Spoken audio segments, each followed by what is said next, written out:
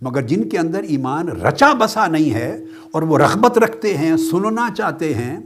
سمجھنا چاہتے ہیں، پھر فیصلہ کریں گے کہ میں دین کی طرف کتنا آؤں اور کتنا نہ آؤں،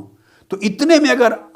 اگر چنگاری بھڑکا دیں گے اور فتوے لگا دیں اور نفرت آمیز گفتگو کریں اور سختیاں دکھائیں اور جلال دکھائیں، غصے دکھائیں، ایک دوسرے کے خلاف تفرقہ اور دھڑے بندی اور ایک دوسرے پر طعن و تشنیع اور تہمت اور الزام کا ماحول دکھائیں، تو وہ تو یہی بھڑکتی آگ دیکھ کر جس کی رغبت ہونے لگی تھی وہیں سے بھاگ جائے گا۔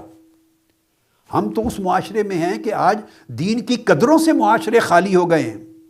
اس لیے آقا نے فرمایا تنگ کر کے دین کو اپنے قول اور عمل کے ذریعے پیش نہ کرو، یعنی صحابہ کو کہا وَلَمْ تُبْعَثُوا مُؤَثِّرِينَ، تم مؤثر نہ بنو، میسر بنو، یعنی تمہارے طرز عمل سے اور تمہاری دعوت و تبلیغ سے اور تمہارے قول و فعل سے آسانی جھلکے، سختی اور تنگی نہ جھلکے۔